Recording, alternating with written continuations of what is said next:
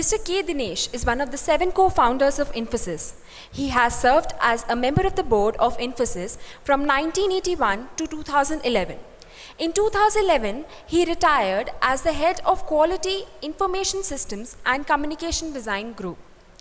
During Mr. Dinesh's tenure as a head of quality, the company's software quality processes achieved world-class benchmarks, including CMM Level 5 in 1999. Thereafter, he aimed to bring performance excellence to the entire organization.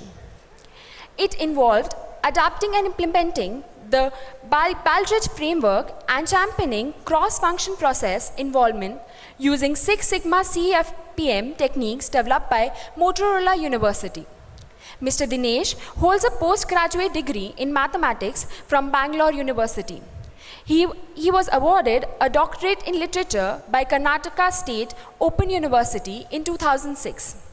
Sir, we would be grateful to you for accepting the invitation. Sir, could you please come on the dais and grace the occasion? Thank you. The hall was full like this, and a speaker like me started speaking.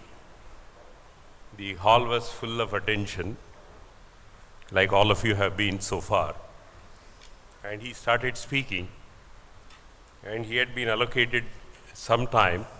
I was watching Sadhagopan, what he would say.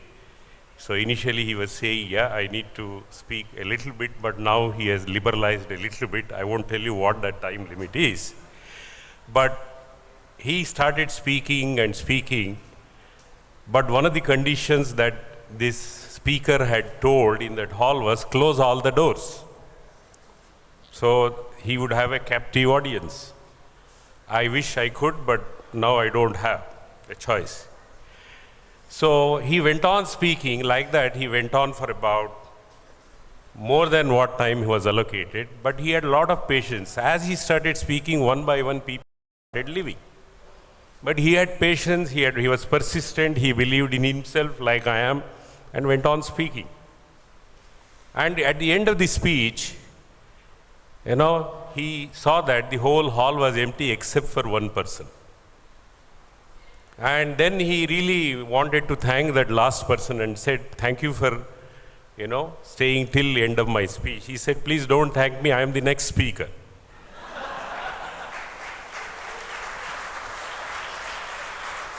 I hope that won't happen here. I'll try to keep it interesting, but not as interesting as Sadhagopan has been. He's very interesting. Professor Sadhagopan, Dr. Rajeshwari, Supriti, Kumud Srinivasan, Dr. Ramani, and Mrs. Ramani, and Mrs. Sadhagopan, and all my youngsters here and the faculty of IIIT-B.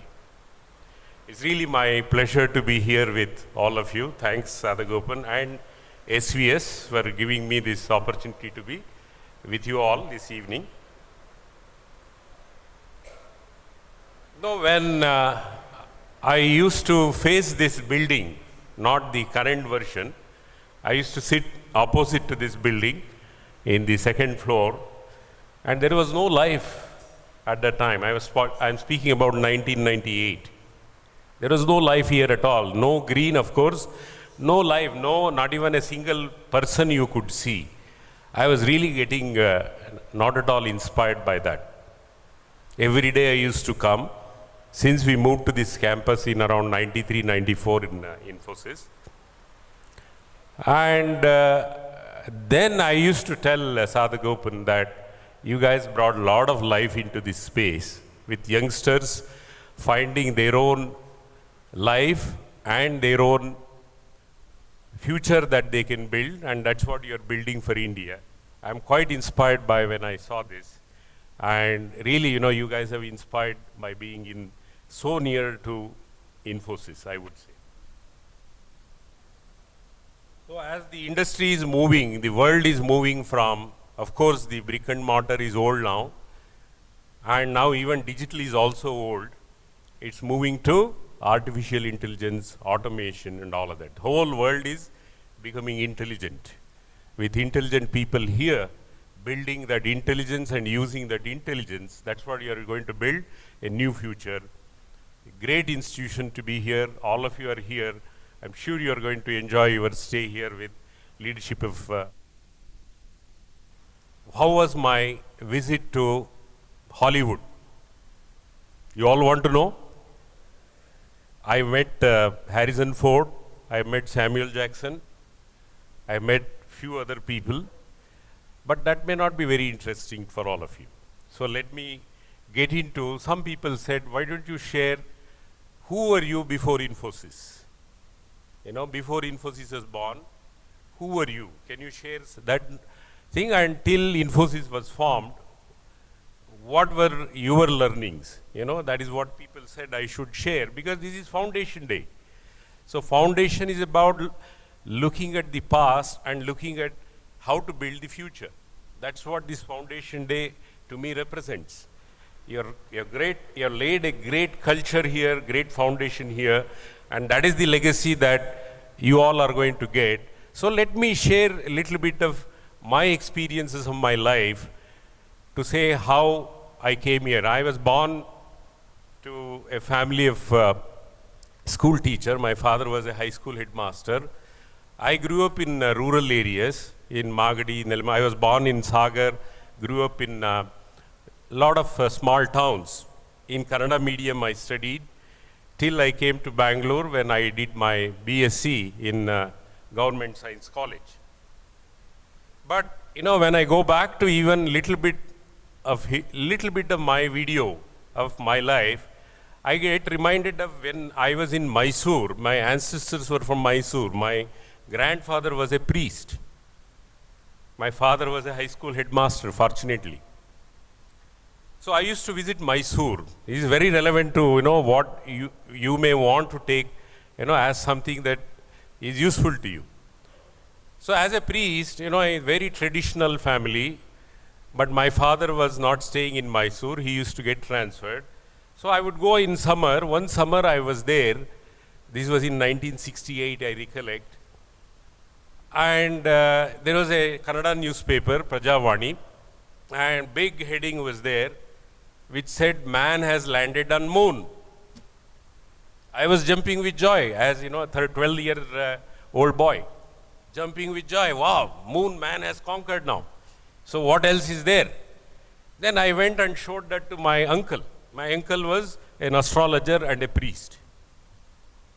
His immediate reaction was, don't believe that. How can man land on moon? Not true. So don't believe that. Now, as a young man, what do? Do I believe the newspaper, or do I believe my own uncle, who is, you know, younger to my father? What would you do? What would you do? You have no idea what is the truth. What would you do? I'll tell you what I did. So I didn't stop there. I didn't confront my uncle, but I went back to my father and asked him, this is what your brother is saying, and this is what has appeared in the newspaper. What do I believe? Then he said, don't believe my brother. Look at the news, that is true.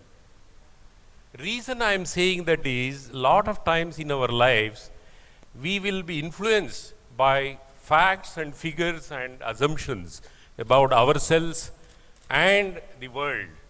And we need to question that. Unless you build that scientific mind in yourself to question what needs to happen in the future, we will live in the old world. We will never move to the new world. That is what such great institutions will prepare you for. And that is what your teachers would teach you through examples, and you need to challenge them. So that is one lesson that I learned. So the belief is very, very, very important. Unless you change your beliefs, you will not be able to do what you want to do, many things which are new. You know, I studied in Kannada medium school. And all along till 1981, I was only in India. My first air journey outside of India, forget about air journey in India, I had never traveled. First air journey was when Infosys was formed in 1981. And I went to New York. And I had studied in Kannada medium. So what should be my beliefs about myself, whether I'll be able to handle a client who all speak only English. And India was a snake charmer's country at that time, not anymore. Thanks to all of you. So you have to believe in your capability. You have to believe in yourself. You have to have the confidence in whatever you believe. That is very, very important. You know, as I was lighting the lamp here, I got reminded of a small story, because I know you don't like speeches, so I'm going to tell you a little bit stories. Some are real, some are probably inspirational. So as I was lighting the lamp here with the guests, you know, it like this, there was a room, there were 5 candles in that room. And each candle was laughing and all of that. A boy entered, and the boy was looking at the lamps and say, "Why are you all laughing?" Hey, the first lamp said, "Hey, I am adventure. I represent adventure. I bring adventure in this world. That's what I light." Then the second one said, "Who are you?" "I bring love. That is more important." So then the third one did not keep quiet and said, "I am fairness. I bring fairness in this world. I represent that." Then the fourth one said, all of this is fine, but I am integrity. I stand for integrity. So I stand for that, and that is why, you know, the world is with integrity. Then suddenly there was a wind, and one by one all the candles went off. The adventure went off, the love went off, and the fairness went off, integrity went off. Then the boy started crying because the hall was empty, hall was dark. So then the last lamp said, "Don't worry about that boy. I am the last lamp, but I stand for hope. I will light all the 4 lamps. I will light all the other 4 so that the world is back to what it should be." And that is what you need to build into your future, in your aspirations. Have hope into what you want to do. Build that hope, carry on that, but with the foundations of adventure, love, fairness, and integrity, and many values. Foundation Day is about such core values. Now, all of these values I talk about, it's very important that these values, when you look at, it is really in practice, it gets, you know, really shining. Only when it is practiced, these values are of any sense. You know, when we had to build Infosys, there are many stories which are there. But in my own life, in 1986, 87 probably, I was in Kenosha, Wisconsin, leading a project. We were only about, 50 people at that time, 50 or 60 people. Infosys Consultants Private Limited was what we were called. Of course, we were in Bangalore, but a lot of our work was happening on site. So I was leading a project at Kenosha, Wisconsin in Jockey International. Jockey brand you all know. So we were trying to automate the entire IT of Jockey at that time. So I was leading that project. Suddenly I get a call from Murthy from Bangalore. And he said, "Your sister had called Dinesh, and your father is on the deathbed in St. Martha's. And he wants to see you, and doctors are saying they have no hope. So you may want to come back." Now what do I do? What do I do? No, this is a real life situation that you have to handle. Now, we are a small company, and you can walk off and saying, "Yeah, my father is there, and I have to go. It's human that I need to do." So I told Murthy, it's not easy for me to just get out here now. It won't be good for the company, and customer has believed in us, and from all the way from India, from a snake charmer's country, they have believed in us. And if I walk away, I am the project leader, and they will say, "Forget it. I'll find some local company which will do." So it will be very difficult for me to leave. You know, please tell my sister. Then, you know, he said, "Give me another 2 hours, Dinesh, I'll come back." He didn't speak to my sister, I know. After 2 hours, he called back and said, "Dinesh, You don't worry, you make all the arrangements ready to leave in 2 to 3 days. I am flying tonight and coming back and relieving you. The reason I am quoting this is, and then he flew, and then after 3 days I came back. I knew I won't be able to see my father. I may not be able to, but I was still hopeful, like the fifth candle. And when I came back, my father survived not only for a few more days, but he survived for 8 to 9 years. Then after 3 months, Nandan came and relieved Murthy, and that is how Infosys was built. Not through, great things that we did, but each of the people in Infosys had to make great sacrifices because customer came first to us. So that is another important lesson that I want to, place before you. Always, whatever you do, keep the customer in mind, because many of you will be entrepreneurs by yourself. And customer believes in you, don't leave him aside. They are the ones who give you the bread and butter. That is very important for us to remember. Now, my very first job, if you were to, hear, you will be puzzled, and how I landed in IT. My first job was 1971, middle of the year. I had passed my BSc when I was 17.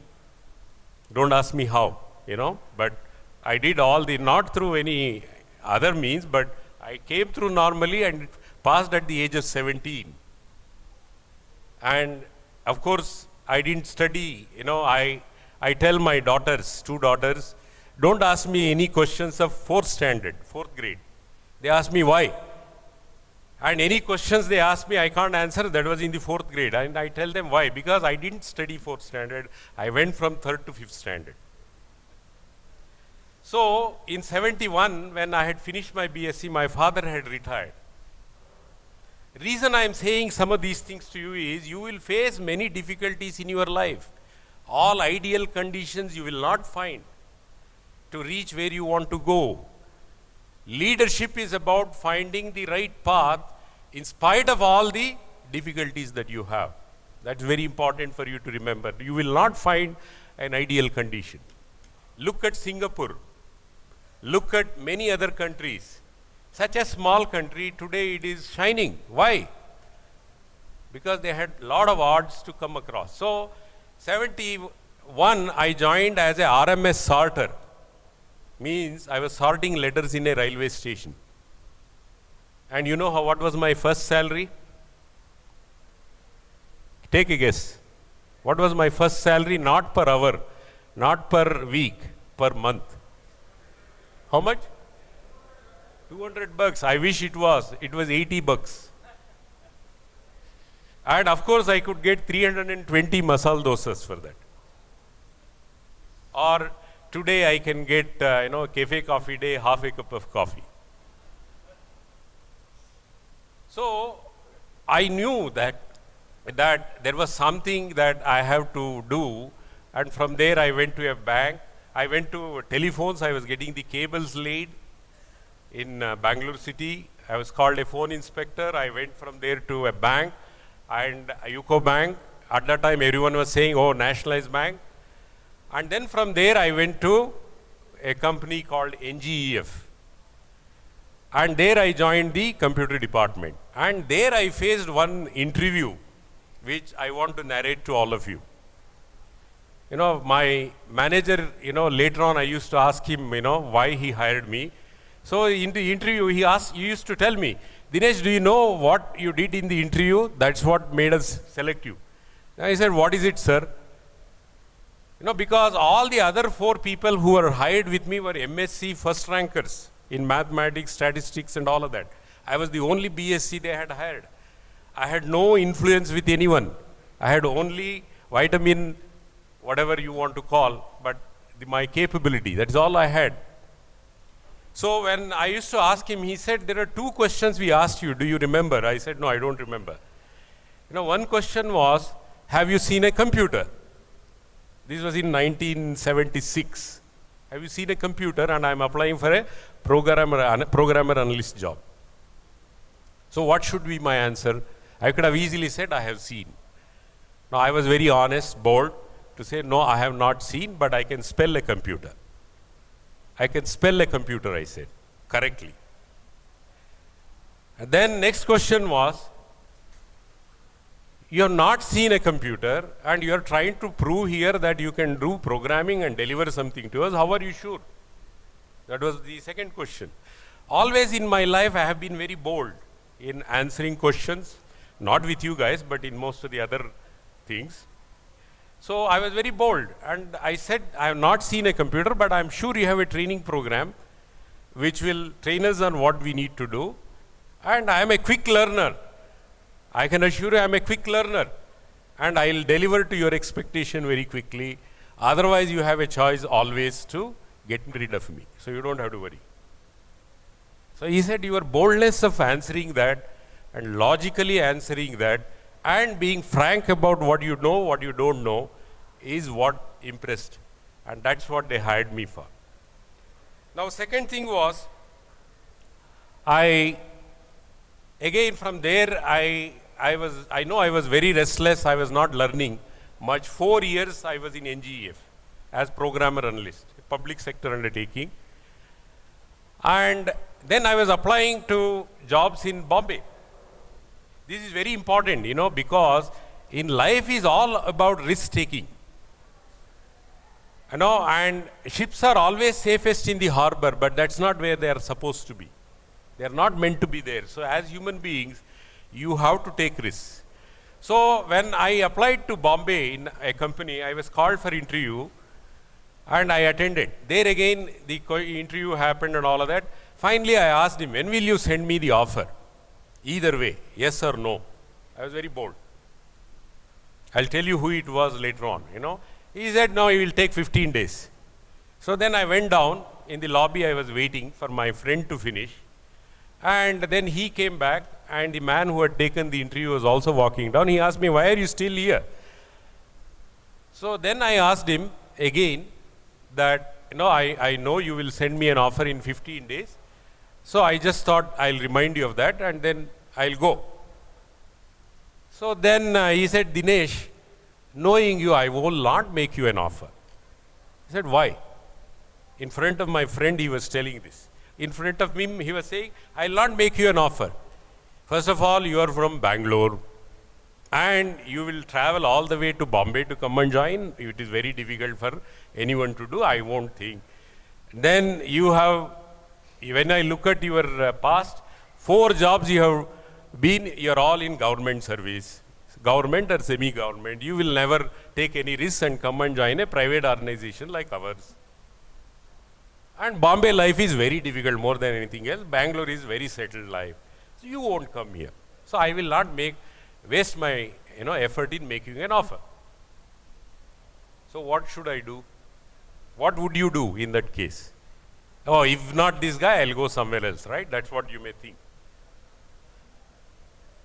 But what I did was, I told him, you please make an offer to me and see whether I'll join or not. I'll assure you I will join you. But first make me an offer. Without that, there is no question of me accepting that offer.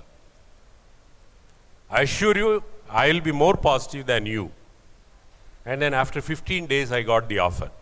And that man was none other than Mr. Murthy, who was taking me interview, but not for Infosys, but we were all, the founders of Infosys, we were all in Patni Computers.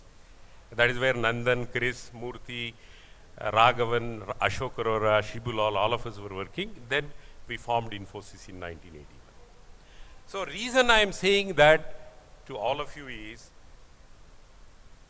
in life, when I want to leave a message to all of you, I just want to leave a simple message because I am a son of a teacher. Very easy to remember. They teach, the professors and teachers teach you in such a easy language.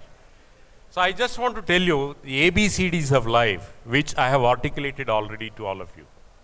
A stands for be adventurous. And B is believe in yourself, believe in your journey. Nobody else believes in your journey. You have to believe. Only when you believe in your journey, you can convince others, that this is a journey that they have to join. C is character. You need to build character. Character can't be built overnight, but character can be lost overnight. So build characters in yourself and the people around you. And in 1981, when we formed Infosys, in Murthy's flat in Bandra, we were discussing this. What should be our dream? I don't have time, but if I had, that is another 2 hours of discussion that we had. But I don't want to repeat all of that. But gist of that was, we discussed at the end of 2 years, some of us who were people oriented said, yeah, we are about 1,000 people, great. This is in 1981. And some of us who were customer oriented, 50 customers from no customer, can we be? Yeah, great. Then some of us who were looking at, the turnover and would say, yeah, 100 million is great. And like that, each one of us for 2 hours we debated. And finally, at the end of that, we questioned ourselves, is that what Infosys should be known for? 100 customers or 50 customers, 1,000 employees, and this, whatever $100 million of revenue, is that what we want to be known for? Then we asked ourselves, where from do we come? Where from do we come? We are all, Nandan's father was a manager in a mill, textile mill. Murthy's father was a teacher, like my father. Chris' father was a small businessman in Kerala. Ashok Arora's father was a bureaucrat in central government in Bombay.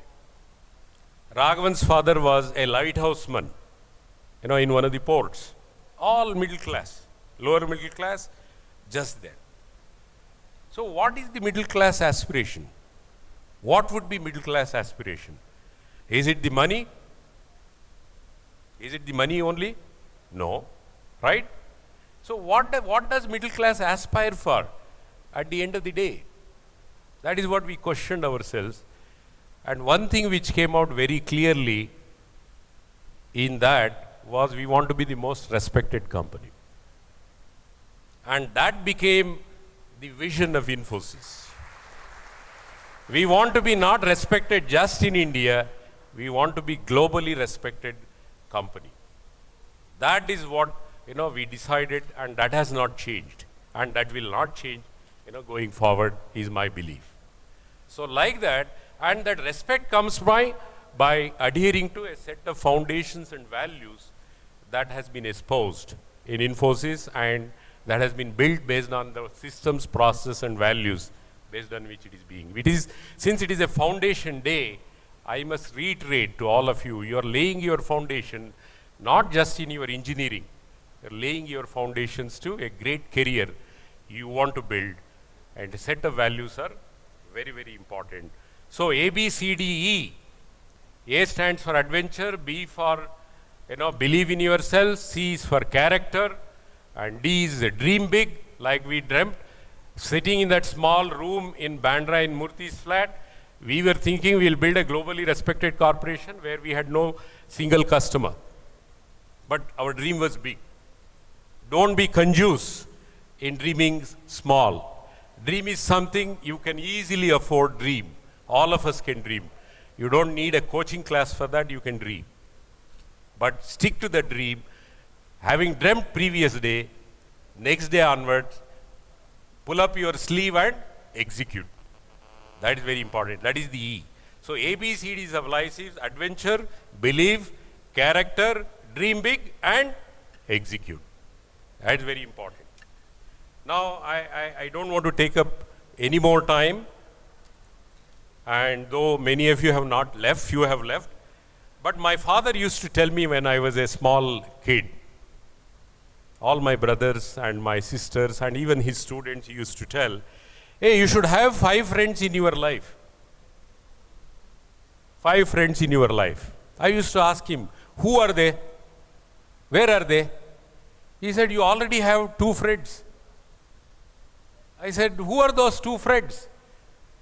Where can I find them? So he used to say, now you have found the 3rd friend. So then I used to get puzzled and say, tell me who are those 5 friends? Like you would all ask your professor, tell me the answer to that question. But I wish we could find answers to those questions ourselves. Those 5 friends he used to tell, which would make a difference to a human versus animal, were if you stop asking those 5 questions, why, what, where, when, and when, who, then you are like an animal. You stop thinking, you are like an animal. You start thinking and ask those questions, the world will be much better. With those few words, thank you very much.